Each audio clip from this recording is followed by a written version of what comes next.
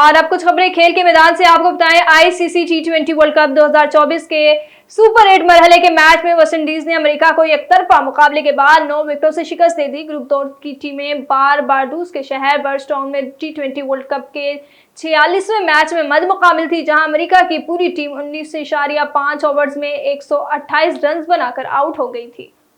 ICC टी20 world cup super 8 मरहले के match में जनूबी अफ्रीका ने दिलचस्प मामले के बाद दिफाई चैंपियन इंग्लैंड को 7 रन से शिकस्त दे दी। डीरन सिमी क्रिकेट स्टेडियम में होने वाले टी20 वर्ल्ड कप के सुपर 8 मरहले के अहम मैच में इंग्लैंड के कप्तान ने टॉस जीतकर जनूबी अफ्रीका को पहले बैटिंग की दावत दी।